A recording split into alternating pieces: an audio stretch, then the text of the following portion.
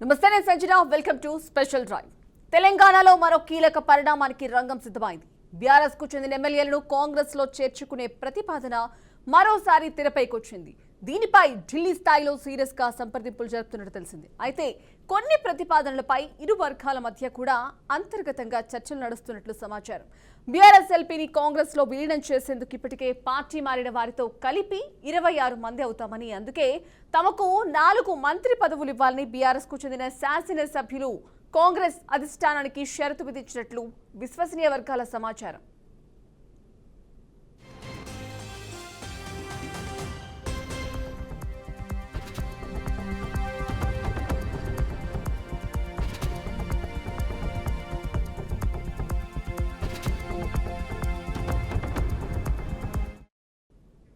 ఇక ఇప్పటికే చేరిన వారిలో ఇద్దరికి, చేరబోయే వారిలో ఇద్దరికి మినిస్టర్ పోస్టులు ఇవ్వాలని అడిగినట్లు సమాచారం. దీనిపై కాంగ్రెస్ పెద్దలు పార్టీలో అంతర్గతంగా చర్చలు జరిపినట్టు తెలుస్తోంది. ఇక ఈ విషయంపై ఢిల్లీ పెద్దలు రాష్ట్రానికి చెందిన కీలక నేతల అభిప్రాయాలను కూడా అడిగినట్లు తెలుస్తోంది.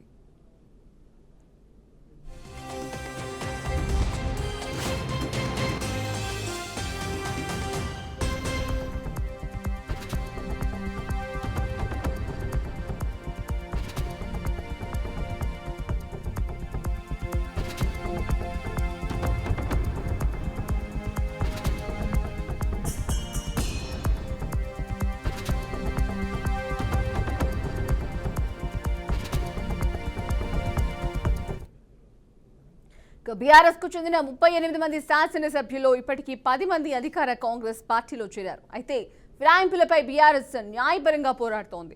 సుప్రీంకోర్టులో సైతం కేసు వేసింది. వారికి నోటీసులు కూడా జారీ అయ్యాయి. ఈ నేపథ్యంలో మరో 16 మంది ఎమ్మెల్యేలు చేరితే 2/3 మెజార్టీ షరతు పూర్తయి బీఆర్ఎస్ ఎల్పీ విలీనానికి మార్గం సుగమం అవుతోంది. దీంతో న్యాయపరంగా ఎక్కడా చిక్కులు రావని కాంగ్రెస్ భావిస్తోంది.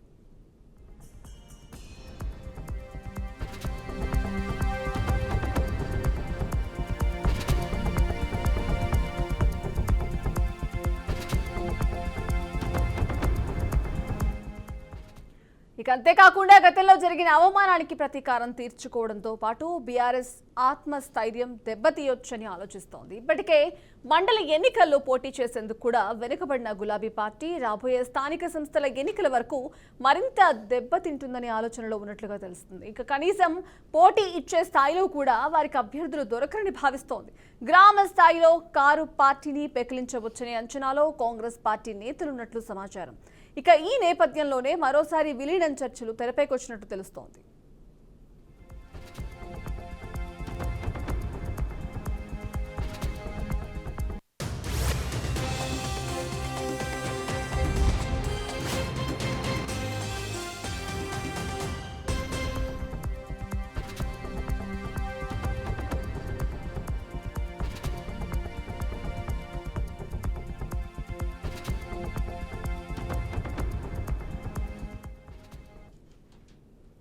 నలుగురికి మంత్రి పదవులు సాధ్యం కాదని, మరో రకమైన ప్రతిపాదనతో రావాలని విలీన వ్యవహారాన్ని డీల్ చేస్తున్న హైదరాబాద్ కు చెందిన ఓ మాజీ మంత్రికి ఏఐసీసీ పెద్దలు సూచించినట్టు తెలుస్తోంది. ఇక బీఆర్ఎస్ నుంచి గెలిచిన శాసనసభ్యుల్లో ఎక్కువ మంది పార్టీ మారేందుకు ఆసక్తిగా ఉన్న కులం చెడ్డ ఫలం దక్కాలి అన్న సూత్రాన్ని వినిపిస్తున్నట్లు సమాచారం.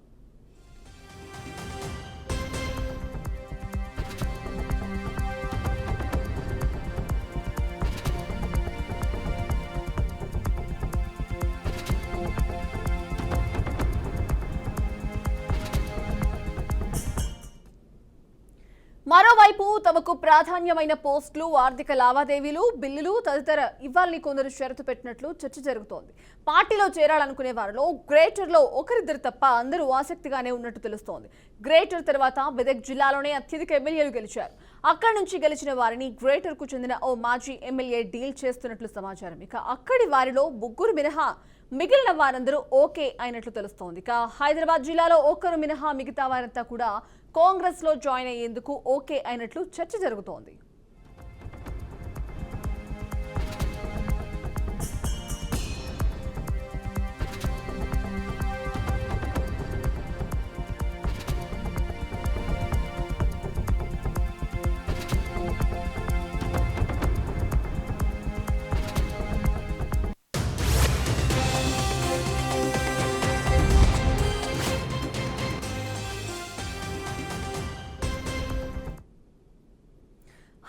జిల్లాలో కాంగ్రెస్ పార్టీ ఒక్క స్థానంలోనూ గెలవలేదు. రంగారెడ్డి, మేడ్చల్ జిల్లాలో మాత్రమే 2 స్థానాల్లో విజయం సాధించింది. ఇలా ఈ 2 ఉమ్మడి జిల్లాల నుంచి మంత్రి పదవులు ఇవ్వాల్సి ఉంది. పదవులు ఇచ్చేందుకు కూడా ఎమ్మెల్యే లేకపోవడంతో పలువురు బీఆర్ఎస్ ఎమ్మెల్యేలు ఇప్పటికే కాంగ్రెస్ లో చేరారు. ఇలా అన్ని రకాల లెక్కలు వేసుకున్నాకే కాంగ్రెస్ అధిష్టానం వారితో చర్చలు జరుపుతున్నట్లు సమాచారం.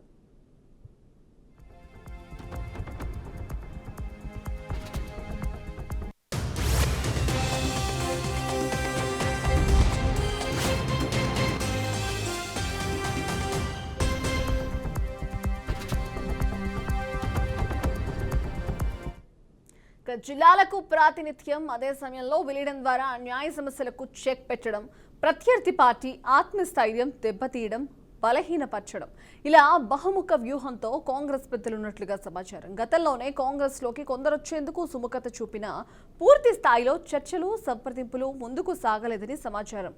3-4 అయితే రాహుల్ గాంధీ సమక్షంలో చేరేందుకు ముహూర్తం ఫిక్స్ అయి ఫ్లైట్ డేట్ బుక్ చేసుకున్నాక చివరి నిమిషంలో కార్యక్రమాన్ని రద్దు చేసుకున్నట్లుగా సమాచారం.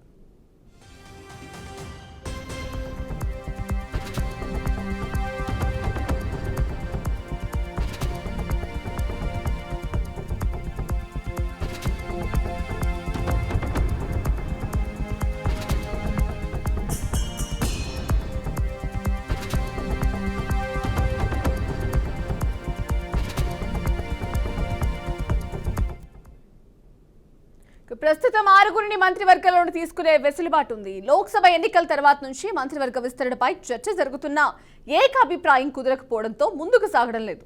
జిల్లాలు, కుటుంబాలు, సామాజిక వర్గాలు, ఇలా అన్ని రకాల లెక్కలు కుదరకపోవడంతో వాయిదా పడుతూ వస్తోంది. 6 మంత్రి పదవులతో పాటు చీఫ్ విప్, డిప్యూటీ స్పీకర్ పదవులు భర్తీ చేయాల్సి ఉంది. ఈ నేపథ్యంలో 8 మందిని కేబినెట్ స్థాయి పోస్టులతో సంతృప్తి పరచొచ్చని లెక్కలు వేశారు. మంత్రివర్గంలో హోంశాఖ, మున్సిపల్, విద్యా, ఎస్సీ, ఎస్టీ శాఖలకు మంత్రులు లేరు. వీటితో పాటు ఒక్కో మంత్రి దగ్గర 3-4 కీలక శాఖలున్నాయి. వీటిని కూడా కొత్త వారికి కేటాయించే అవకాశం ఉంది.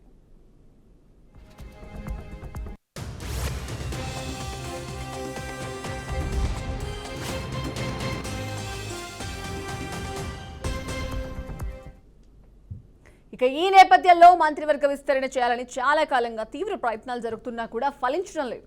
చర్చలు ముందుకు సాగడం లేదు. ఈ నేపథ్యంలో బీఆర్ఎస్ఎల్పీ విలీనం జరిగితే వారికి ఎక్కువ ప్రాధాన్యత దక్కే అవకాశం ఉంటుందని సమాచారం.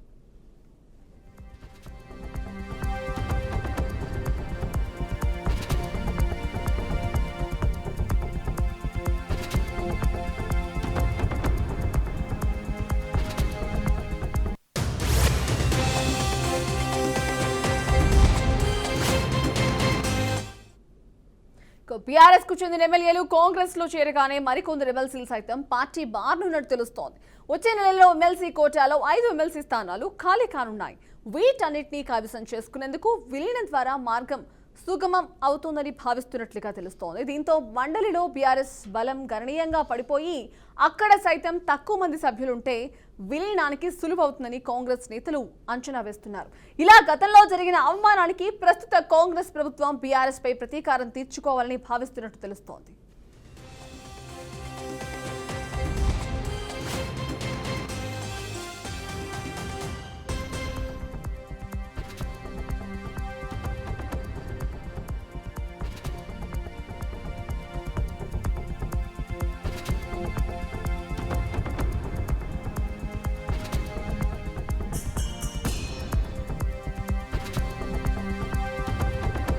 మాట్లాడడానికి బండారి రామ్మోహన్ రావు విశ్లేషకులు, అలాగే కర్ని అరవింద్ బీఆర్ఎస్ నేత ఉన్నారు. సో చూసుకున్నట్లయితే తెలంగాణలో మరో కీలక పరిణామానికి రంగం సిద్ధమైనట్టు తెలుస్తోంది. అలాగే బీఆర్ఎస్ కు చెందిన ఎమ్మెల్యేలను కాంగ్రెస్ లో చేర్చుకునే ప్రతిపాదన మరోసారి తెర మీదకి వచ్చింది. సో దీనిపై మీరు ఏమంటారు? అసలు మీకు కర్ని అరవింద్ గారికి అట్లాగే మన బీఆర్కే న్యూస్ ప్రేక్షకులకు నమస్కారం. ఢిల్లీ బహుత్ దూర్ హై అంటే కాంగ్రెస్ రాజకీయాలు ఏది మైండ్ గేమ్ రాజకీయాలు, అట్లాగే డైవర్షన్ పాలిటిక్స్ లో ఇది ఒక ప్లానింగ్. 14 నెలలు 14 రకాలుగా మైండ్ గేమ్ ఆడికి వెళ్ళారు. నాకు కాంగ్రెస్ పార్టీ వ్యతిరేకం కాదు, కానీ ఈ విషయం వస్తే చెప్తున్నాను. అసలు ఫిరాయింపులకు ఆద్యులు ఎవరంటే కాంగ్రెస్ పార్టీ. ఆయారం గాయారం మొట్టమొదటి ఎప్పుడో తర్వాత తెలంగాణ ఉద్యమం అప్పుడు కూడా ఖచ్చితంగా రాజశేఖర రెడ్డి గారు ఆనాడు ఆ ప్లాన్ ఫలించింది. ఇప్పుడు రాజకీయాలు ఒకే తీరు ఉండవు. ఆనాడు 26 మంది ఉంటే 13 మంది తెచ్చుకోవడము, అట్లాగే 10 మంది ఉంటే తర్వాత ఓడిపోయారు కదా, 10 మంది ఉంటే ఇంకో 6 చేర్చుకోవడం జరిగింది. కాకపోతే కేసీఆర్ గారు చేసింది కరెక్ట్ అని నేను అంటలేను. ఆనాడు 64 మంది ఉన్న ఫిరాయింపులు తప్పే, 88 మంది ఉన్న ఫిరాయింపులు తప్పే, 103 ఉన్న ఫిరాయింపులు. అటు సూత్రం కరెక్ట్ అయితే లెక్క తప్పు కాదు, సూత్రం కరెక్ట్ లేకపోతే లెక్క కూడా తప్పవుతుంది. నేను ఆయన సమర్థిస్తలేను. కానీ నీవు నేర్పిన విద్య నీరజాక్ష అని చేసేటప్పుడు కూడా నకల్ మారనే కోబి అక్కలు రహిన అంటున్నాడు. ఆనాడు కూడా ఒకేసారి చేరలేదు. ఏది కేసీఆర్ గారు చేర్చుకున్నప్పుడు కూడా ఎమ్మెల్యేలు ఒకేసారి చేరలేదు, విడతలుగా చేరలేదు. చివరికి ఫలించింది ఏంటంటే మొత్తం కలిసి 1/3 2/3 ఎమ్మెల్యేలు మారిండు, అది తీసుకున్నాం. దాన్ని సమర్థిస్తలేదు. కానీ అదే దారిలో నడవడానికి కూడా ఇప్పుడు వీళ్ళు ఏమంటున్నారు, ఎందుకంటే ఆనాటి ఎమ్మెల్యేలకు ఈనాటి ఎమ్మెల్యేలు తెలియమీరుండ్రు. ఇవాళ 6 మంత్రి పదవులు ఖాళీ పెట్టుకుంది వీరి కోసమే అంటే కూడా సరిపోదు. ఏమంటే చేతిలో తౌడు పోసి అయినా సామెత వస్తుంది. ఎందుకంటే ఎమ్మెల్యేలను అంతకంటే ఒక మాట అనరాదు అక్కడికి చెప్తున్నా. ఇక్కడ ఏమవుతుందంటే ఇవాళ ఏ మైండ్ గేమ్ రాజకీయాల్లో 10 మంది మళ్ళీ వెనక్కిపోతారనే ఆలోచన వస్తుంది. నిజంగా చెప్పాలంటే ఒక ఆలోచన ఏంటంటే ఫిరాయింపుదారులను రేపు పొద్దున బయటపడే ప్రమాదం ఉంది. ఆ సుప్రీంకోర్టు గట్టిగా మెడ మీద కత్తి పెట్టింది. రేపు వారం రోజుల్లో తీర్పు చెప్పబోతున్నది. ఈ ఇష్యూలో వీళ్ళని డిమోరల్ కాకుండా ఉండడానికి ఈ మైండ్ గేమ్ నేను అనుకుంటున్నాను. నా 50 ఏళ్ల జర్నలిజంలో నేను అనుకుంటుంది ఏంటంటే ఈ మైండ్ గేమ్ లో ఇప్పుడు ఎవరైతే డిమోరల్ అయి వచ్చిన 10 మంది ఇప్పుడు వచ్చారు కదమ్మా, 10 మందిలో ఎవరికి ఒక్కరికి అది అజాగల స్థలం, లేకపోతే తుమ్మితో ఊసిపోయే ముక్కు, అటువంటిది ఎవరిది ఇచ్చారు? బిఎస్సి చైర్మన్ గా అరకపూడి గాంధీకి ఇచ్చారు, అంతే కదా. ఇంకెవరు 9 మంది పోచారం శ్రీనివాసరెడ్డితో లక్ష్మీపుత్రుడితో సహా ఖాళీ ఉన్నారు. బాగా మాట్లాడే కడియం శ్రీహరి గారు కూడా ఖాళీ ఉన్నారు. నేను ఏమంటున్నానంటే ఈ 10 మందికే దిక్కు లేదు, అనుదూర కంత లేదట, మెడకో డోలు కట్టుకుంటూ పోతారట. వీళ్ళు ఎక్కడి నుంచి పోతారు? ఒకటి. రెండోది ఏంటంటే అనడానికి కూడా అవకాశం ఉండాలి. సరే ఇక ఊహకాల రాజకీయాలు గుర్రం ఎగరానవచ్చు, రాజకీయాలు ఏదైనా జరగవచ్చు. కానీ నా అంచనా ఏమంటున్నానంటే ఇప్పుడు ఈ 10 మందిలో వెనక్కు జారిపోయి మళ్ళీ వెనక్కి వస్తే తీసుకోమని కేటీఆర్ ఖచ్చితంగా చెప్తున్నాడు. అయినా ఈ 10 మందిలో 4-5 వెనక్కి పోతే వాళ్ళకు ఖచ్చితంగా శిక్ష పడాల్సిందే, వాళ్ళ పదవులు పోవాల్సిందే, తప్పనిసరి వాళ్ళకి ఉప ఎన్నికలు రావాల్సిందే అంటున్నారు. కనుక ఆ భయపడి 5-3-4 వెనక్కిపోయే బదులు మేమందరం వీళ్ళందరూ వస్తున్నారని మైండ్ గేమ్ లో కాంగ్రెస్ పార్టీ ఇప్పుడు ఉన్నదని నేను అనుకుంటున్నాను. ఎందుకంటే 16 మంది చేయాలన్నమాట. ఇంకా వీళ్ళు 26 మందిని చేసుకుంటే 64 మంది 65 ఇప్పుడు లాస్య చనిపోయిన తర్వాత 65 అయింది. ఇప్పుడు ఏది ఉప ఎన్నికలు గెలిచింది కనుక 65 మంది కాంగ్రెస్ ఎమ్మెల్యేలు ఉన్నారు. ఎన్ని పదవులు ఉన్నాయి? 12 మందికి ముఖ్యమంత్రితో సహా 12 మంది మంత్రి పదవులు ఉన్నాయి. ఇంకా 6 ఖాళీ ఉన్నాయి. ఈ 26 మంది చేరితే 5 అడుగుతారు అంటున్నాను. ఎందుకు అడగరు? ఇవాళ హైదరాబాద్ మొత్తం రంగారెడ్డిలో ఒక్కరు, మేడ్చల్లో ఒక్కరు. అది కొత్త జిల్లాల ప్రకారం అయితే రంగారెడ్డి జిల్లాలో ఒకరు గెలిచిండ్రు, కాంగ్రెస్ పార్టీకి మేడ్చల్ జిల్లాలో ఒకరు గెలిచిండ్రు. ఇప్పటికీ 5 జిల్లాలలో అసలు మంత్రివర్గం 4 జిల్లాలలో నిజామాబాద్ లేదు, ఉమ్మడి రంగారెడ్డిలో లేదు, ప్రాతినిధ్య మంత్రివర్గంలో హైదరాబాద్ లో లేదు. అంటే మంత్రివర్గంలో మీకు 4గురికి ఇస్తా 3గురికి ఇస్తా అంటే పోయేవాళ్ళు ఏమైనా ముఠా మేస్త్రిలా అంటే ఏమన్నట్టు ప్రతి మంత్రి 6-7 పట్టుకొని పోవాలి, అంతేగా. ఇప్పుడు 10 మంది వచ్చిన దిక్కు లేదు, ఈ 10 మందికే దిక్కు లేనప్పుడు వచ్చే 16 మందికి 10 మందిలో 2 ఇస్తే మిగతా 16 మందిలో ఇంకొకరు అడుగుతారు. ఎక్కడి నుంచి తీసుకొస్తారు? ఇవన్నీ ఏమైతుందంటే ఉన్న వాళ్ళు జారిపోకుండా ఇది కొత్త పథకం అని నేను అనుకుంటున్నాను. ఈ కొత్త పథకంలో సక్సెస్ కాదు. ఇప్పటికి 16 పిల్లి మొక్కలు వేసిండ్రు. ఈ పిల్లి మొక్కలలో ఇది ఒక 2 రకాలు. ఒకటేమో ఈ ఉన్న వాళ్ళు జారిపోకుండా, రెండోది ఏంటంటే ఈ హామీల మీద పెద్ద ఎత్తున వ్యతిరేకత వస్తుంది ప్రజలలో. రేపు స్థానిక ప్రభుత్వాలు ఎన్నికలు రావాల్సి ఉంది. కొరుగుతో తలకొక్కున్నట్టు ఏదైతే ఈ బీసీ కులగణన ఇల్లు పెట్టుకొని దానిలో సంకుల సభ నడుస్తున్నది. అట్లాగే ఎస్సీ వర్గీకరణ కరెక్ట్ అంట. ఎస్సీ వర్గీకరణలో వీళ్ళు ఫెయిల్ గారు, ఖచ్చితంగా చట్టం అవుతుంది, సుప్రీంకోర్టు ఒప్పింది, కేంద్ర ప్రభుత్వం. నేను రెడీ చెప్తున్నాను, కాంగ్రెస్ పార్టీకి అనుకూలమైన చెప్తున్నాను. బీసీ వర్గీకరణ చేసినా కూడా రేపొద్దున స్థానిక ప్రభుత్వాల్లో కాదు, లేకపోతే మనకు విద్యా ఉద్యోగాల్లో కాదు. కనుక ఇవన్నీ మభ్యపుచ్చడానికి కేవలం డిమోరల్ చేసి ఉన్న 10 మంది జారిపోకుండా ఉండడానికి ఈ ప్లాన్ వేశారని. ఓకే, సో అరవింద్ గారు మీరేమంటారు? ఇప్పుడున్న కన్సిక్వెన్సెస్ లో ఇప్పుడు మనం చూస్తున్నాం గత కొన్ని రోజులుగా బీఆర్ఎస్ కాంగ్రెస్ లో విలీనం కాబోతోంది అని చెప్పేసి, సో విలీనం అవుతోందా? గతంలో బీఆర్ఎస్ చేసిన తప్పే ఇప్పుడు కాంగ్రెస్ చేస్తుందని అనుకోవచ్చా? సో ఈ నేపథ్యంలో మాకు కాంగ్రెస్ ఎవరైతే ఇప్పుడు కాంగ్రెస్కి వస్తున్నారో బీఆర్ఎస్ నుంచి వారు 4 మంత్రి పదవులు ఇవ్వాలని కూడా షరతులు కూడా పెట్టారు. సో ప్రజెంట్ ఇదే నడుస్తోంది. దీనిపై మీ కామెంట్ ఏంటి అసలు? మేడం, ముందుగా మీకు ప్యానెల్లో ఉన్నటువంటి అన్నగారికి మంచినీళ్ళ దండాలు మేడం. తెలంగాణ ఉద్యమ వందనాలు. గత 14 నెలల నుంచి తెలంగాణ రాష్ట్రంలో ఏం జరుగుతూ ఉన్నది అని అంటే ఒక వికృతమైనటువంటి రాజకీయ క్రీడ జరుగుతూ ఉన్నది అనేటువంటి విషయాన్ని తెలంగాణ రాష్ట్రంలో ఉన్నటువంటి సకల జనులు సబ్బండ వర్గాలు అవగతం చేసుకున్నారు మేడం. మీరు గమనిస్తే గనక ఆది నుంచి ఇప్పటి వరకు డిసెంబర్ 3 నాడు వాళ్ళు గెలిచినప్పటి నుంచి ఇప్పటి వరకు కూడా వాళ్ళు ఎట్లాంటి అవి చేస్తా ఉన్నారు అనేటువంటి విషయాన్ని మీరు చాలా క్షుణ్ణంగా మాకంటే ఎక్కువ మీరే గమనిస్తారు కాబట్టి నేను ఎందుకు ఈ విషయాన్ని కూడా చెప్తా ఉన్నాను అంటే, ఆ రోజు వాళ్ళు అధికారంలోకి వచ్చిన తర్వాత వెంటనే డిసెంబర్ 9 నాడు 2 లక్షల రుణమాఫీ చేస్తాము అనేటువంటి విషయాన్ని చెప్పి అధికారంలోకి వచ్చి 6 గ్యారెంటీలు ఇవాళ 420 హామీలు చెప్పి ఇవాళ అధికారంలోకి వచ్చినటువంటి కాంగ్రెస్ పార్టీ ఇవాళ అధికారంలోకి అయితే వచ్చిండ్రు కానీ వాళ్ళకు ఏం చేయాలో అర్థం అయితలేదు మేడం. ఎందుకు అంటే గతంలో ఇవాళ ఉన్నటువంటి రేవంత్ రెడ్డి గారికి మంత్రిగా పనిచేసినటువంటి అనుభవం కూడా తనకు లేదు కాబట్టి ఏదంటే అది వాగ్దానాలు ఇచ్చేసిండ్రు. ఆ తర్వాత ఇవాళ అధికారంలోకి వచ్చిండ్రు.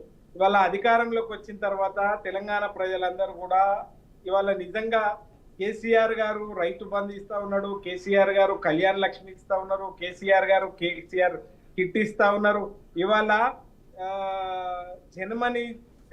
జన్మించే బిడ్డ కాడికెళ్ళి కాటికి పోయేటువంటి ముసలోళ్ళ దాకా సకల జనుల సబ్బండ వర్గాలను కడుపులో పెట్టుకొని కేసీఆర్ గారు చూసుకుంటున్నారు. ఈయనని 2 సార్లు అవకాశం ఇచ్చినాం కదా, ఒకసారి వీళ్ళకి ఇచ్చి చూద్దాము అని చెప్పి ఇవాళ వీళ్ళు చెప్పినటువంటి మోసపు మాటలు విని ఇవాళ మోసం చేసిండ్రు మన తెలంగాణ ప్రజలందరినీ ఈ కాంగ్రెస్ పార్టీ. ఇవాళ కొత్తగా మేడం దయచేసి ఇదేదైతే 2/3 ఎమ్మెల్యేలు ఎవరైతే బీఆర్ఎస్ లో ఉన్నటువంటి వాళ్ళు కాంగ్రెస్ లోకి పోతారు అనేటువంటి ఒక చర్చనే తప్పు చర్చ మేడం. ఎందుకు ఈ మాట నేను చెప్తా ఉన్నాను అంటే, ఇవాళ పోయిన 10 మందిలో సుప్రీం కోర్టు ఒకటే విషయాన్ని ఏం చెప్పింది అని అంటే, ఇది రాజ్యాంగ విరుద్ధమైనటువంటి చర్యలు మీరు చేస్తా ఉన్నారు, ఇవాళ ఇది కరెక్ట్ కాదు అనేటువంటి విషయాన్ని సుప్రీంకోర్టు మీరు చెప్తారా లేదు మేమే చర్యలు తీసుకోవాలా, మీరు ఒకవేళ చర్యలు తీసుకుంటారా లేదు అనుకుంటే మేమే జోక్యం చేసుకొని చర్యలు తీసుకోవాలా అని చెప్పి మొన్ననే సుప్రీంకోర్టు కూడా మొన్న సోమవారం అనుకుంటా సుప్రీంకోర్టు కూడా దీని విషయంలో వాళ్ళకు నోటీసులు కూడా ఇవ్వడం జరిగింది మేడం. అరవింద్ గారు, ఇప్పుడు మీరు అన్నట్టు చూసుకున్నట్టయితే మీరు అంటున్నారు ఇదంతా రాంగ్ అని చెప్పేసి, ఇదంతా తప్పుడు ప్రచారం అని చెప్పేసి, మరి వలసలు వెళ్ళట్లేదా బీఆర్ఎస్ నుంచి కాంగ్రెస్ లోకి? ఇప్పుడు ఆల్రెడీ బీఆర్ఎస్ న్యాయపరంగా కూడా కోర్టులో పోరాటం చేస్తుంది. ఎవరైతే బీఆర్ఎస్ లో గెలిచి కాంగ్రెస్ లోకి వెళ్లారో పార్టీ ఫిరాయించిన వారి మీద కేసులు కూడా వేసింది. సో దీని మీద మీరేమంటారు అసలు? మేడం నేను ఏమంటా ఉన్నాను, ఎవరు కేసులు వేసిండ్రు ఏమంటారు? సో బీఆర్ఎస్ పార్టీ కేసు కూడా వేసింది కదా, ఎవరైతే బీఆర్ఎస్ లో గెలిచి కాంగ్రెస్ లోకి చేరారు. తప్పకుండా మేము ఏమంటా ఉన్నాము అంటే, ఇవాళ కారు గుర్తు పైన గెలిచి ఇవాళ మీరు కాంగ్రెస్ పార్టీలో మేడం నిజంగా గతంలో ఏం జరిగింది ఇవాళ ఏం జరుగుతుంది ఒకసారి మీరు చూసిండ్రు. 2014 కంటే ముందున్నటువంటి తెలంగాణ ఎట్లుండే, 2014 తర్వాత తెలంగాణ రాష్ట్ర ప్రభుత్వం కేసీఆర్ గారు ముఖ్యమంత్రి అయిన తర్వాత 2014 నుంచి 2024 వరకు తెలంగాణ ఎంత గొప్పగా ఉండే మేడం నిజంగా ఇదే నిండు అసెంబ్లీలో మీకు పరిపాలించేటువంటి అది కూడా మీకు చేత కాదు అనేటువంటి విషయాన్ని మీరు అన్నప్పుడు ఇవాళ రాజేందర్ గారిని ఇవాళ అనేక రకాలుగా కరెంట్ ఎట్లకెళ్ళి తెస్తారు వీళ్ళు, ఇవాళ వీళ్ళకు అనుభవం ఎక్కడిది, వీళ్ళు కొత్తగా అది చేసిండ్రు అని చెప్పి అనేక రకాలుగా వాళ్ళు మాట్లాడుతున్నటువంటి మాటలన్నీ కూడా మీరందరూ కూడా గతంలో విన్నారు మేడం. అట్లా అన్నటువంటి వాళ్ళకు అన్నం లేని తెలంగాణ నుంచి మేడం దయించి నేనేమంటా ఉన్నాను అంటే, అన్నం లేని తెలంగాణ నుంచి అన్నపూర్ణ తెలంగాణ రాష్ట్రంగా మనం అవతరించినము అని అంటే మనకు వాక్ శుద్ధి, చిత్తశుద్ధి, కార్యశుద్ధితోని అంత పనిచేస్తాం. ఆ రోజు కాంగ్రెస్ పార్టీ మొత్తం ఆ రోజు మేము తెలంగాణ ఉద్యమంలో లేము, ఆ రోజు మేము పదవుల కోసం ఇవాళ ఢిల్లీ వాళ్ళ చేతుల్లో గయాల మేమున్నాం. కానీ ఇవాళ మేము జనాలతోని ఎన్నుకోబడ్డటువంటి మేము తప్పకుండా ఈ తెలంగాణ నిర్మాణంలోనైనా మేము ఉండాలి అనేటువంటి విషయాన్ని వాళ్ళు గ్రహించి ఇవాళ వాళ్ళు బంగారు తెలంగాణ నిర్మాణంలో వాళ్ళు వచ్చిండ్రు, వాళ్ళ ఎల్పీని విలీనం చేసిండ్రు మేడం. ఆ రోజేమో నియోజకవర్గ అభివృద్ధి కోసం పోయినరు, ఆ రోజేమో ఆ నియోజకవర్గానికి కావాల్సినటువంటి మీరు చెప్తే నమ్మరు మేడం.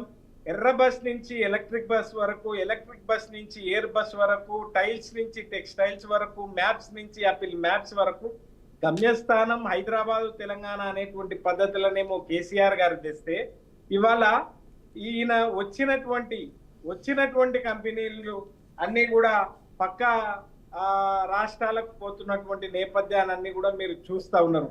గత 14 నెలల నుంచి ఏమైంది తెలంగాణ, ఎట్లా ఉండే తెలంగాణ, ఎట్లయిపోయింది తెలంగాణ అనేటువంటి విషయాన్ని కూడా అన్ని వర్గాల ప్రజలందరూ కూడా మాట్లాడుకుంటారు మేడం. తప్పకుండా పోయినటువంటి వాళ్ళే తిరిగి వస్తాము అనేటువంటి భావనలో వాళ్ళు ఉన్నారు. ఇవాళ వీళ్ళు పోయినటువంటి వాళ్ళు, దయచేసి నేనేమంటా ఉన్నాను అంటే, పోయినటువంటి వాళ్ళ ఏమో వాళ్ళ వ్యక్తిగతమైనటువంటి ప్రయోజనాల కోసం వాళ్ళు వేయినరు. గతంలోనేమో వాళ్ళ నియోజకవర్గ ప్రయోజనాల కోసం ఆ రోజు సంక్షేమం అభివృద్ధి జరగాలి అని చెప్పి వాళ్ళు వచ్చిండ్రు. ఈ 14 నెలల నుంచి 1400 రూపాయలు మేడం, నేనేమంటా ఉన్నాను అంటే, ఈ 14 నెలల నుంచి పోయినటువంటి ఎమ్మెల్యేలు కానివ్వండి, లేదు అనుకుంటే గెలిచినటువంటి ఎమ్మెల్యేలు కానివ్వండి, 1400 రూపాయలైనా నియోజకవర్గానికి ఖర్చు పెట్టినరా? ఒకసారి వాళ్ళు గుండె మీద చేసుకొని వాళ్ళు ఒకసారి ఆత్మ పరిశీలన చేసుకోవాలి మేడం. రెండో అంశం నేనేమంటా ఉన్నాను అంటే, ఈ తెలంగాణ ఏం ఎడ్డి తెలంగాణ కాదు మేడం. ఈ తెలంగాణ ఏం గుడ్డి తెలంగాణ కాదు. వీరోచిత పోరాటాలు చేసి వీరులంగా అన్నటువంటి గడ్డ ఈ గడ్డకు చైతన్యం ఉన్నటువంటి గడ్డ. కాబట్టి తప్పకుండా తెలంగాణ ప్రజలు ఎటువైపు పోలరైజ్ అవుతా ఉన్నారు అంటే, ఒక్క చిన్న మాటలో తెలంగాణ ప్రజలు చెప్తా ఉన్నారు, ఒక పసికూన కన్న తల్లి దగ్గర ఉంటే ఎంత క్షేమంగా ఉంటుందో, ఒక పసికూన కన్న తల్లి దగ్గర ఉంటే ఎంత క్షేమంగా ఉంటుందో, ఈ రాష్ట్రం కేసీఆర్ గారి చేతిలో ఉంటేనే అంతా బాగుంటుంది అనేటువంటి విషయాన్ని వాళ్ళు మాట్లాడుకుంటున్నారు. రైట్, ఇక బీఆర్ఎస్ కు చెందిన ఎమ్మెల్యేలను కాంగ్రెస్ లో చేర్చుకునే ప్రతిపాదన మరోసారి తెరపైకి వచ్చింది. ఇక దీనిపై ఢిల్లీ స్థాయిలో కూడా సీరియస్ గా సంప్రదింపులు జరుపుతున్నట్టు కూడా తెలుస్తోంది. రైట్, ఇక ఇదే విషయానికి సంబంధించి మనతో మాట్లాడడానికి ఎనలిస్ట్ ఉప్పల్ లక్ష్మణ్ గారు ఉన్నారు. నమస్తే లక్ష్మణ్ గారు. నమస్తే. సో గత కొన్ని రోజులుగా బీఆర్ఎస్ ఎల్వి కాంగ్రెస్ లో విలీనం అవుతుందని చెప్పేసి మనం వింటున్నాం. ఈ నేపథ్యంలో కొన్ని షరతులతో కూడిన షరతులైతే విధించారు బీఆర్ఎస్ ఎల్వి ఎవరైతే నేతలు ఉన్నారో. సో 4 మంత్రి పదవులు ఇస్తే కనుక విలీనం ఖాయమని చెప్పేసి కూడా మనం వింటున్నాం. సో దీనిపై ప్రధానంగా అసలు మీరు ఏమంటారు? అసలు విలీనం ఖాయం అనుకోవచ్చా? గతంలో బీఆర్ఎస్ ఏదైతే 2018లో చేసిన మిస్టేక్ మళ్ళీ కాంగ్రెస్ చేస్తుందని మనం అనుకోవచ్చా? అసలు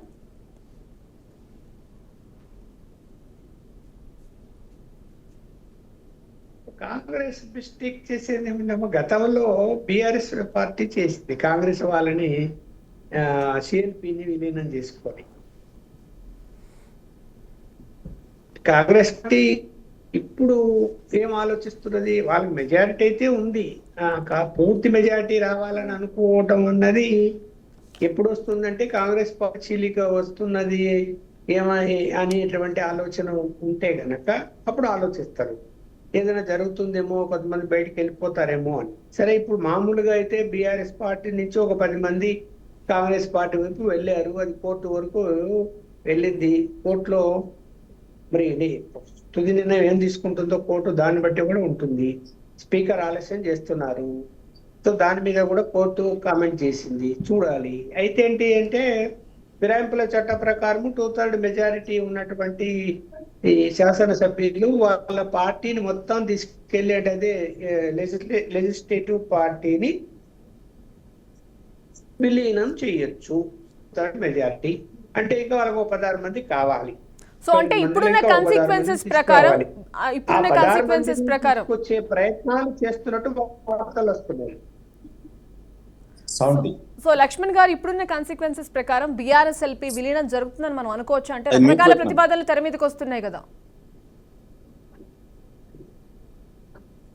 అంటే ఇప్పుడు రాజకీయాలు ఇది జరగదు, ఇది జరుగుతుందని చెప్పలేము. ఇప్పుడు కాంగ్రెస్ పార్టీ టార్గెట్ ఏంటి? ఇప్పుడు కాకపోయినా తర్వాత అయినా కూడా ఇవాళ తెలంగాణ రాష్ట్రంలో ఆల్టర్నేటివ్ బీఆర్ఎస్ పార్టీ అని భావిస్తున్నారు, బీజేపీ అని భావించటం లేదు. ఒకవేళ అలా ఆలోచన చేసి బీఆర్ఎస్ పార్టీని బలహీనపరచాలనేటువంటి ఉద్దేశంతో ఖచ్చితంగా ఫిరాయింపులను ఎంకరేజ్ చేసి మనం అనుకున్నట్టు 2/3 మెజారిటీని విలీనం చేసుకుని ముందుకెళ్లే అవకాశాలు కూడా కనిపిస్తున్నాయి. అయితే ఒక ప్రమాదం కూడా ఉంది. ఎందుకంటే బీఆర్ఎస్ పార్టీని బలహీనపరుస్తారు అనుకుందాం, బీజేపీ పార్టీని బీజేపీ పార్టీని బలహీనపరచడానికి ఏం అవకాశాలు లేవు. ప్రజలప్పుడు బీఆర్ఎస్ను ఎందుకు తిరస్కరించారు? 10 సంవత్సరాలుగా అవినీతి పెరిగింది, దౌర్జన్యాలు పెరిగాయి అనేటువంటి ఉద్దేశంతోనే తిరస్కరించినప్పుడు ఆల్టర్నేటివ్ ఇప్పుడు బీఆర్ఎస్ని చూస్తారా, రేపు బీజేపీని చూస్తారా? బీజేపీని చూశారనుకోండి, కాంగ్రెస్ వర్సెస్ బీజేపీ, ఇది national politics. National level Congress versus BJP. ఇవాళ బీజేపీ మీద కాంగ్రెస్ పార్టీ పోరాడే పరిస్థితులు లేక దేశవ్యాప్తంగా కూడా నష్టపోతున్నది ఆ పార్టీ. మైలేజ్ తగ్గుతున్నది. రాష్ట్రాల్లో 3 రాష్ట్రాలు తప్ప ఎక్కడ అధికారంలో లేదు. ఇలాంటి పరిస్థితుల్లో ఈ పొరపాటే చేస్తే నేను భావిస్తున్నా బీఆర్ఎస్ పార్టీని విలీనం చేసుకుంటే 2/3 మెజారిటీ మేరకు ఉన్న 38 మందిలో 26 మంది పోతే 12 మంది ఉండి చేసేది ఏం లేదు అనుకున్నప్పుడు ఆ పార్టీ బలహీనపడుతుందని వీళ్ళు భావిస్తే బీజేపీ లేచిపోతుంది. ఖచ్చితంగా ఇక్కడ రేపు పొద్దున జనాలు బీజేపీ వర్సెస్ కాంగ్రెస్ అనేటువంటిది ఆలోచన వస్తే మరి కాంగ్రెస్ పార్టీకి ఇబ్బందికరమైన పరిస్థితులు వస్తాయి. సో లక్ష్మణ్ గారు, మనం చూసుకున్నట్టయితే ఆల్రెడీ మండలి ఎన్నికల్లో పోటీ చేసేందుకు కూడా గులాబీ పార్టీకి సంబంధించి ఎవరూ లేరు. అలాగే రాబోయే స్థానిక సంస్థల ఎన్నికల వరకు కూడా మరింత దెబ్బతింటుంది. సో గట్టి పోటీ ఇచ్చే అభ్యర్థి ఎవరూ లేరు కాబట్టి చాలా ఇంపాక్ట్ పడే అవకాశం ఉందని కూడా కనిపిస్తోంది. సో దీనిపై మీరేమంటారు? అంతే కదా, ఇప్పుడు ఎమ్మెల్సీ ఎన్నికలు వస్తే కూడా పోటీ చేయలేని పరిస్థితి ఎందుకు వచ్చింది మరి? అంటే జనంలో సరే మీకు ఒక సెక్షన్ ఆఫ్ పీపులే ఓట్లు వేస్తారు కాబట్టి వాళ్ళ అసంతృప్తి ఉందనా, వాళ్ళని మీరు ఒప్పించలేరనా, లేకపోతే బాగా డబ్బులు ఖర్చు పెట్టే అభ్యర్థులు దొరకలేదనా?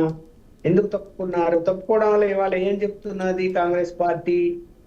అంతర్గతంగా బీఆర్ఎస్ పార్టీ బీజేపీతో సంబంధాలు కలిగి ఉంది కాబట్టే పోటీ పెట్టడం లేదు. ఇప్పుడైనా మేల్కోండి. ఇది బీఆర్ఎస్ కు అంటే బీఆర్ఎస్ పార్టీ బీజేపీ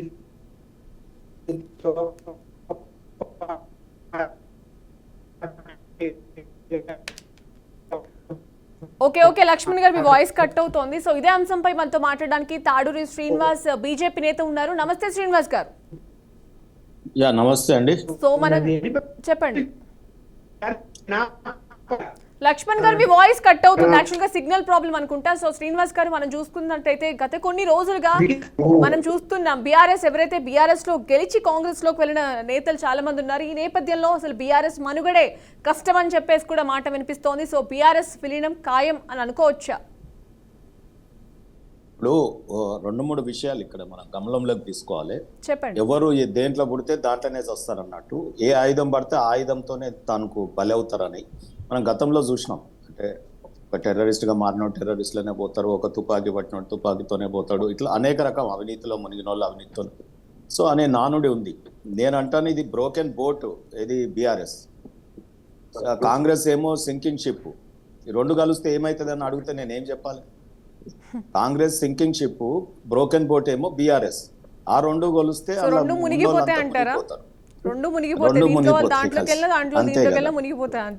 అందుకనే గతంలో మీరు నా మీడియా డిబేట్స్ అన్ని చూసినట్టయితే నేను టీఆర్ఎస్ లో ఉన్నప్పుడు కూడా చెప్పిన ఒక ఉద్యమకారుడిగా, ఎందుకంటే మేమంతా ఉద్యమకారులను కాదని పార్టీ విధానం మార్చుకొని బీఆర్ఎస్ పార్టీగా మారుతున్నప్పుడే టీఆర్ఎస్ని, లేదా ఉద్యమకారులు కాదని బంగారా తెలంగాణ బ్యాచ్ని తెచ్చుకుంటున్నప్పుడే, యూటీ బీటీ బ్యాచ్ అనేది బీటలు వారినప్పుడే నేను ఒక డైలాగ్ చెప్పిన. ఏంటంటే నేటి ఫిరాయింపులు రేపు పిరంగులై వెళ్తాయి అతని మీదకే, కేసీఆర్ మీదకే అన్న. అంటే కేసీఆర్ ఏదైతే ఫిరాంగులని ప్రోత్సహిస్తూ ఉన్నాడో అవే రేపు పిరంగులై వెళ్తాయి. ఆ రోజు ఫిరాయింపులు ఏమవుతాయి? మళ్ళీ ఈయన మీదకే వెళ్తాయి కదా. ఆ రోజు వచ్చిన వాళ్ళు మళ్ళీ ఉంటారా? పార్టీలు మారిన అలవాటు ఉన్న వాళ్ళు ఒకసారి ఈ రకంగా చెడిపోయిన వాళ్ళు మళ్ళీ వాళ్ళు మంచిగా అవుతారు అనేది లేదు కదా. ఇప్పుడు పార్టీలు మారుతున్నారంటే సిద్ధాంతాలు లేవండి. ఈ రాజు పాలిటిక్స్లో ఒక సిద్ధాంతం కోసం, దేశం కోసం వీళ్ళు పార్టీ మారుతున్నారా? కాదు కదా. వీళ్ళు మంత్రి పదవుల కోసం మారుతున్నారు, పెండింగ్ ఉన్న బిల్లులు తీసుకోవడానికి మారుతున్నారు. ఇవాళ ప్రజలు ఓట్లేసి 5 ఏళ్ళు అయ్యో ఇటువంటి లీడర్లు ఎన్నుకున్నామా అని భావించేటట్టు వీళ్ళు వ్యవహారం చేస్తూ ఉన్నారు. ఇవాళ మనం ఓట్లు వేసేది ప్రజలు ఎన్నుకునేది ఆ ఎమ్మెల్యే కాంట్రాక్టర్ అయితే కాంట్రాక్టర్ని ఎన్నుకుంటే ప్రజలు ఏమవుతుంది ఆ కాంట్రాక్టర్ బిల్లుల కోసం ఇటువంటి నీతి లేని రాజకీయాలు చేస్తూ ఉంటారు. ఒక ప్రైవేటు కార్పొరేట్ విద్యాలయాలు ఉన్నోళ్ళు, ప్రైవేటు హాస్పిటల్, కార్పొరేట్ వైద్యాలయాలు ఉన్నోళ్ళని ఆరోగ్య శాఖ మంత్రిగా, ఏం చదువుకున్న వాళ్ళని విద్యాశాఖ మంత్రులుగా ఇటువంటి వాళ్ళని ప్రజాస్వామ్యంలో ఈ రాజకీయ పార్టీలు అందిస్తుంటే ప్రజలు కూడా ఆ రకంగా ఓట్లు వేస్తే మనం ఏమంటాం? మార్పు రావాలి. మీరు మేము అందరం కలిసి ఇటువంటి చర్చలు, అక్కడ అనలిస్ట్ గారు ఉన్నారు కదా, మనం అందరం కలిసి కొంత సమాజం కోసం అప్పుడప్పుడన్నా ఇటువంటి నిజాలు మాట్లాడాలి. నేను ఏమంటున్నానంటే ఈరోజు కాంగ్రెస్ ప్రోత్సహిస్తుంది దేని గురించి? కక్ష సాధింపు చర్య అనుకోవచ్చు, లేకపోతే గతంలో వాళ్ళ పార్టీని చీల్చి చెండాడినారు కాబట్టి ఇప్పుడు మళ్ళీ మేం చేస్తాం అదే ఆట ఆడతాం. ఇది ఓల్డ్ పాత సారా కొత్త సీసాలు అన్నట్టు ఈ కొత్త ప్రభుత్వం పాత ఆటనే ఆడుతున్నది. సో దీంట్లో ప్రజలకు పెద్దగా ఒరిగేదేం లేదు, దీనివల్ల బ్రహ్మాండం బద్దలైపోయేది లేదు, ప్రజలకు మళ్ళా తిరిగి ఓటు హక్కు వేయడానికి వీళ్ళని వెనకకు పిలవడానికి లేదు. కాబట్టి వీళ్ళ ఆటలు ఇట్లా సాగుతున్నాయి.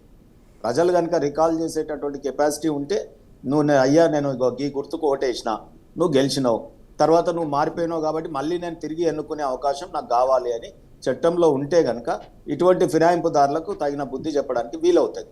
వీళ్ళందరూ కలిసి కాంగ్రెస్ పార్టీ ఈరోజు ఖర్గే గారు మాట్లాడినారు, అక్కడ కుంభమేళాలో స్నానం చేస్తే బీదరికం పోతుందా? బీదరికం పోతుందో పోదో కానీ కుంభమేళాలో స్నానం చేస్తే ఈ కుంభకోణాల కాంగ్రెస్కు కొద్దిగానన్నా పుణ్యం దక్కుతుందేమో. సో నేనేమంటున్నానంటే గంగోత్రిలో మునగాల్సిన వాళ్ళు ఇలా కాంగ్రెస్ పార్టీలో మునుగుతున్నారు పోయి. ఓకే, సో శ్రీనివాస్ గారు చెప్పండి, మనం ఇప్పుడు ఉన్న సిచ్యువేషన్స్ లో అసలు బీఆర్ఎస్ ఎల్పీ పార్టీ విలీనం అని అనుకోవచ్చా? అసలు విలీనమా లేదా నాకు ఎట్లా తెలుస్తుంది చెప్పండి? లోపాయికారు ఒప్పందాలు ఏం జరుగుతా ఉన్నాయి, వారి సో సెటిల్మెంట్స్ ప్రధానంగా వాళ్ళైతే 4 మంత్రి పదవులు కోరుకున్నారు. సో బీఆర్ఎస్ ఎల్పీ విలీనం కావాలి అంటే కూడా ప్రధానంగా తెర మీదకి ఈ చర్చే వస్తోంది. 4 మంత్రి పదవులు వస్తే ప్రజలకు ఏమరుగుతుంది? ఇప్పుడు ఈ చేరిన వాళ్ళకి మంత్రి పదవులు వస్తే మళ్ళీ వాళ్ళ ప్రైవేట్ యూనివర్సిటీలు పెట్టుకోవడానికి, మళ్ళీ వాళ్ళ కాంట్రాక్ట్ల బిల్లులు ఎత్తుకోవడానికి, లేదా వాళ్ళకి ఇంతో అంతో రోజు కార్లలో లేకపోతే ప్రభుత్వ ప్రజలు కనే పన్నులతో ఇప్పుడు ఫామ్ హౌస్లో ప్రతిపక్ష నేత కూర్చున్నాడు కదా, ఇలా దాదాపు ఒక్క కుటుంబంలోకి 100 కోట్ల రూపాయలు పోతున్నాయి జీతాలు. ఒక ప్రతిపక్ష నాయకుడికి క్యాబినెట్ హోదాతో ఒక 4 కార్లు, ఇవాళ వాటి మెయింటెనెన్స్లు, తర్వాత వాళ్ళ డ్రైవర్ల జీతాలు, ఆ తర్వాత గన్మెన్ల జీతాలు, ప్రతిపక్ష నాయకుడిగా వారికి మంత్రికి ఉన్నంత గన్మెన్లు ఉంటారు, ఒక్కొక్కరికి 1,00,000 రూపాయల జీతాలు. సో ఇవన్నీ కూడా ఏసీపీ స్థాయిలో సెక్యూరిటీ ఉంటుంది. సో ఇవన్నీ కూడా వెరసి ఆయనది కేటీఆర్ గారికి, తర్వాత హరీష్ రావు గారికి, ఆ తర్వాత కవిత గారికి, ఆ తర్వాత సో వాళ్ళ కుటుంబ సభ్యులకే ఇవాళ ప్రజలు కట్టేటటువంటి ట్యాక్సులు, సబ్బులు, ఉప్పులు, పాపం నిరుపేదలు కొంటున్నటువంటి ట్యాక్స్లోంచి వచ్చే పన్నుల్లోంచి అలా జీతాలు ఇలా ఒక్క ఇంట్లోకే 100 పోతున్నాయి. అది ప్రజలు ఆలోచించుకోవాలి. ఇప్పుడు నేను ఏమంటున్నా అంటే నిజంగా కూడా కేసీఆర్ గారు ఏమంటున్నారు, మమ్మల్ని ఓడగొట్టడం ప్రజల్ని తప్పు పడతా ఉన్నారు. మరి ప్రజలు తెలుసుకోవాలి ఇక ఇటువంటి ఆటలు ఆల్టర్నేటివ్ 2 పార్టీలకు ఏముంది ఈ రాష్ట్రంలో?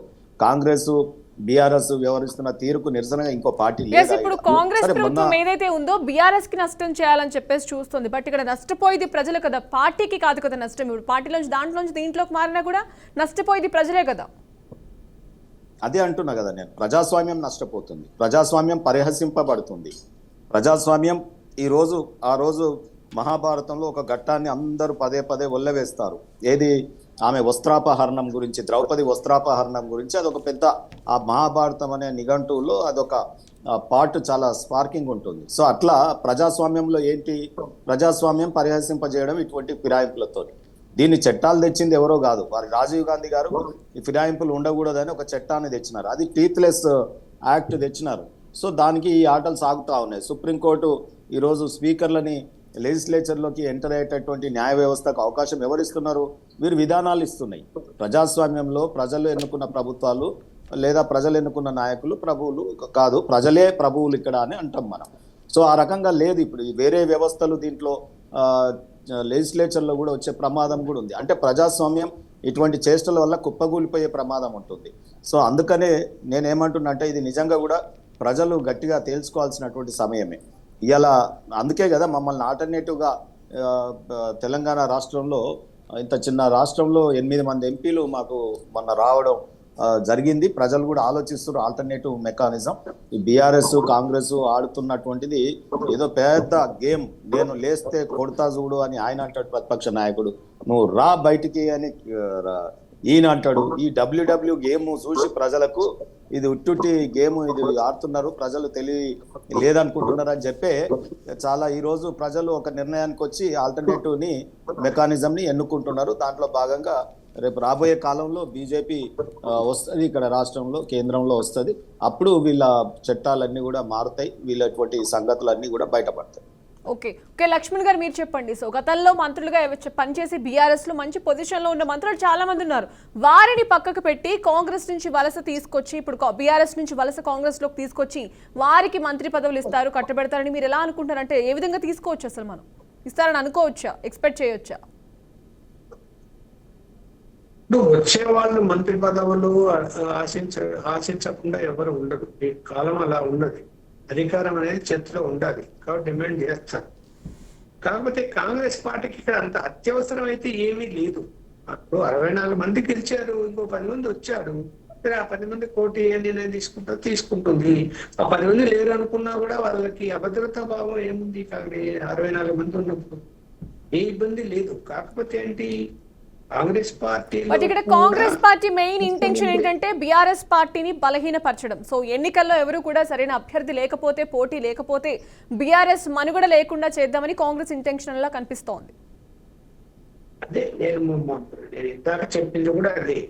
ఒకవేళ కాంగ్రెస్ పార్టీ బలహీనపరచాలి బీఆర్ఎస్ పార్టీ అని భావిస్తే వాళ్ళని తీసుకురావాలంటే మళ్ళీ ఒకరిలో ఇద్దరు నలుగురిలో తీసుకొస్తే మళ్ళీ కోర్టు వివాదాలు వస్తాయి. దాని బదులు 230 ఏదైతే ఉందో ఫిరాయింపుల చట్టంలో వాళ్ళని తీసుకొచ్చేసి విలీనం చేసుకుంటే అప్పుడు ఏ ఇబ్బంది ఉండదు.